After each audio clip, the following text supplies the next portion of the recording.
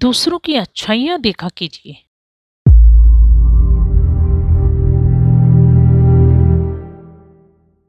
घृणा की दूषित मनोवृत्ति को दबाने का सबसे सरल मार्ग यही है कि हम दूसरों की अच्छाइयों को देखने का स्वभाव डालें। हमको गुण ग्राहक बनना चाहिए। दूसरों की कमजोरियां, त्रुटियां निकालना बड़ा आसान है। हम में से कौन ऐसा है जिसमें निर्बलताएं मौजूद नहीं? श्रेष्ठ तो यह है कि हम दूसरों के गुणों को परखें, जानें, समझें, उसकी दाद दें और उन्हें निरंतर प्रोत्साहित करें। वह व्यक्ति किसी अर्थ का है जो ईर्ष्यावश दूसरों की बुराई करता है, उनके चरित्र के दुर्गुण निकालता है। बुराइयां देखने की प्रवृत्ति एक मानसिक रोग होता है। इससे वृत्तियां नीचे की ओर गिरती है। अच्छाइयां देखने से गुण ग्राहकता का गुण विकसित होता है। अब आप दूसरों के गुण देखकर उन्हें व्यवहार में लाते हैं तो दूसरे आपसे प्रसन्न रहते हैं, जिससे मित्रता और सहयोग की वृद्धि होती है। यदि आपने अपने मित्र संबंधी या घर के व्यक्ति के विषय में कोई निंदनीय बात सुनी है तो उसे उसके सबके समक्ष मत कह बैठिए।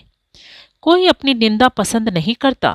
चोर, डाकू, कातिल तक अपनी बुराई अपने कानों से श्रवण नहीं करना चाहता।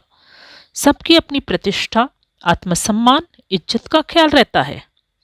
इसलिए जिस किसी के विषय में जो आप चाहते हैं उसे एकांत में जाकर सहानुभूतिपूर्ण शब्दों में व्यक्त कीजिए।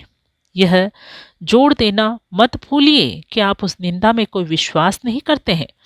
वह आपकी राय में गलत बात है जिससे कोई तथ्य नहीं। दूसरे का अपने प्रति विश्वास न तोड़िए। आपके पास अपनी स्वयं की, मित्रों की, ऑफिसरों की, व्यापारियों, स्त्री, घर बाहर के पड़ोसियों की अनेक गुप्त बातें, चरित्र विषयक बातें संचित रहती हैं।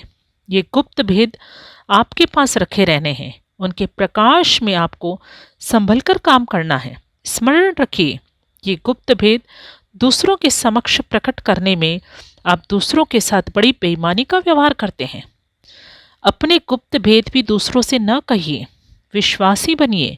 बिना विश्वास के काम नहीं चलता, किंतु जिस पर विश्वास करना है उसे बुद्धि, प्रलोभन, दृढ़ता से खूब परख लीजिए। जीवन को प्यार करो, किंतु मृत्यु का भय त्याग दो। जब मरने का समय आएगा चल देंगे, अभी से क्यों उसकी चिंता करें। जीवन को यदि प्यार नहीं करोगे तो उससे हाथ धो बैठोगे, किंतु जीवन को आवश्यकता से अधिक प्यार करने की आवश्यकता भी नहीं है। दैनिक व्यवहार में सहनशीलता ऐसा आवश्यक गुण है जिसके असंख्य लाभ हैं। तुम्हारे अफसर, ग्राहक, घर वाले झगड़ बैठेंगे, माता पिता लड़ेंगे, स्वयं तुम्हारे बाल बच्चे तुम्हारे दृष्टिकोण से सहमत नहीं होंगे। ऐसे अवसरों पर तुम्हें सहनशीलता से काम लेना है। भयंकर क्रोधी तूफान में भी तुम्हें शांत, आत्मनिर्भर और दृढ़ रहना चाहिए।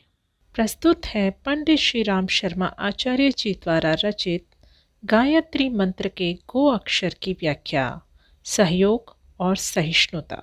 यदि आपको हमारी ये वीडियो पसंद आई हो तो इसको लाइक करें, कमेंट करें और शेयर अवश्य करें। हमारे YouTube चैनल ऋषि चिंतन को सब्सक्राइब भी कर लें, साथ ही बेल आइकन को भी दबाएं ताकि आने वाले वीडियोस की नोटिफिकेशंस मिलती रहे। धन्यवाद।